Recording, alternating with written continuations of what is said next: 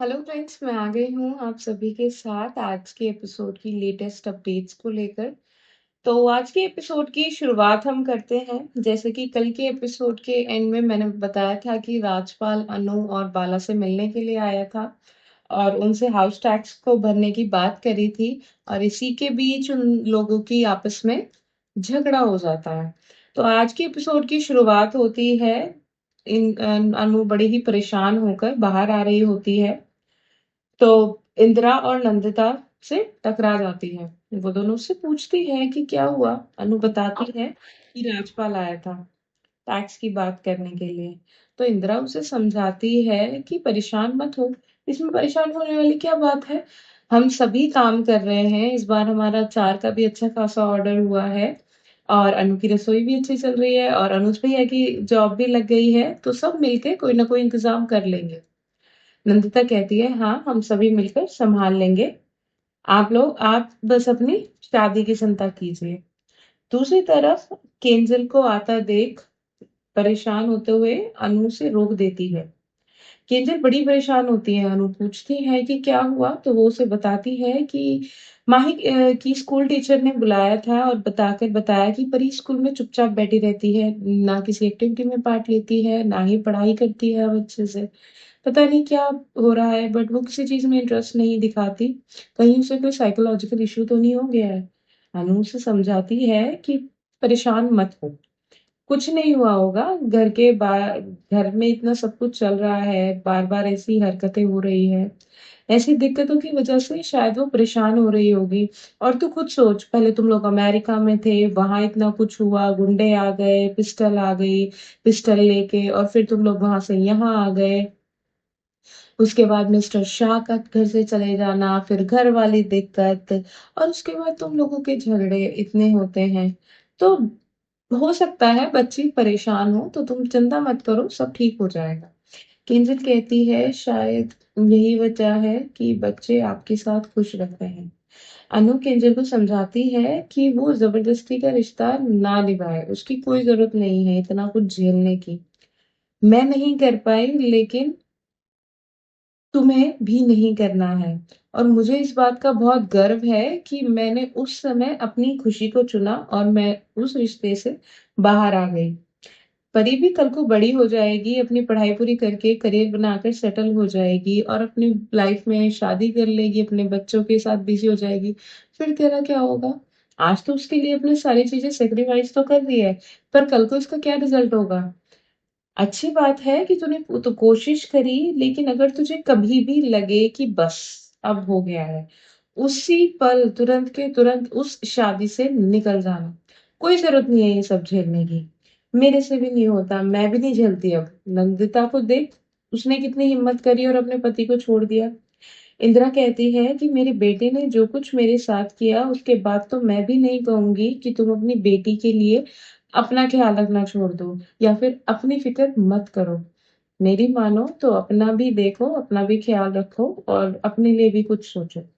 अनु उसे बच्चों के बारे में समझाती है कि वो हमारी सब चीज समझते हैं।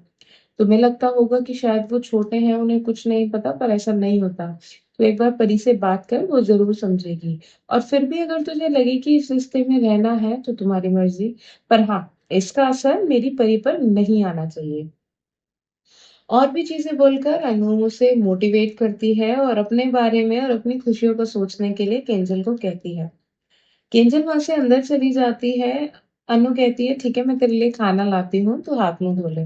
केंजल अंदर जाकर पुरानी बातों को सोचने लगती है और देखती है कि माही गेट पर बैठी होती है।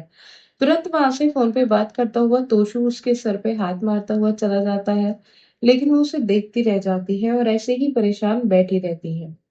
दूसरी तरफ आद्या अंश को खाना खिला रही होती है, बाला भी आ जाता है और वो लोग आपस में हंसी मजाक करने लगते हैं। दूर खड़ी हुई डिम्पी ये सब देखती है और किलस रही होती है। तो पीछे से अनु जाकर उसे समझाता है कि उसे इन सब चीजों से नहीं किलसना चाहिए, बल्कि उसे खुश होना चाहिए कि उसके बच्चे के लिए इतने सारे लोग अवेलेबल हैं, उसका ख्याल रख रहे हैं, उसे समझ रहे हैं, उसके साथ खेल रहे हैं। और भी चीज़ें उसे समझाता है कि तुम उसकी माँ हो, कल को कोई दिक्कत नहीं होनी चाहिए। तुमसे मैं ये नहीं कहूँगा कि मुझे तुमसे ज़्यादा पता है, बट तुम्हें अपने बेटे का भी ध्यान रखना चाहिए।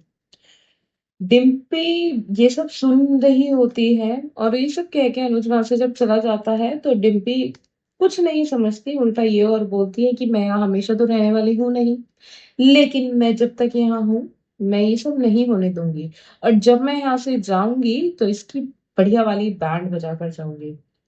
दूसरी तरफ घर से बाहर बैठे राजपाल से तोशु मिलने के लिए जाता है। तोशु कहता है कि मैं चाहूँ तो आशा भवन को ऐसे बिकवा सकता हूँ।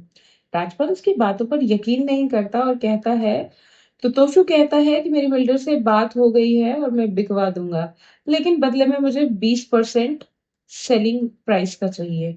राजपाल उसकी बातों पर हंसने लगता है और कहता है 20%? ऐसा कुछ नहीं होने वाला, कह के चला जाता है। तोशु उसे पीछे से रोकता है कि अच्छा ठीक है, 15%, 10%, 5%। राजपाल 5% पे बात डन करता है और उन दोनों की बात फिक्स हो जाती है। तोशु कहता है, तोशु वापस आता है वहां से आशा भवन की तरफ देख के कहता है कि अब आएगा ना मजा, जब यहाँ के सभी लोगों को धक्के मारकर यहाँ से बाहर निकाला जाएगा।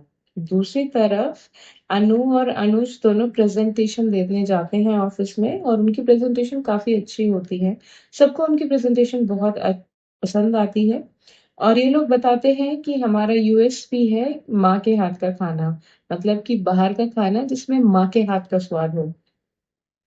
दूसरी तरफ बाबूजी बा की से फोन पे लड़ाई कर रही होती है क्योंकि बाबूजी बा को उनके गहने देने के लिए कहते हैं और बा मना कर देती है कि मैं इनके हाउस टैक्स के लिए अपने गहने नहीं देने वाली हूँ। उल्टा मैं तो अनु से अपने बाकी गहने भी मांग लूंगी वापस, कहीं वो मेरे ही यूज ना कर ले।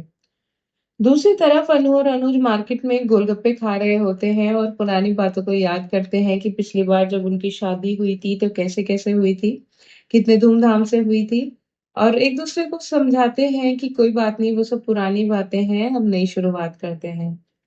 उसके बाद वो रास्ते से जा ही रहे होते हैं कि पीछे से बाइक आती है और दोनों अलग अलग तरफ गिर जाते हैं, जिसके साथ ही उनकी चेन टूट जाती है, जिससे अनु परेशान हो जाती है।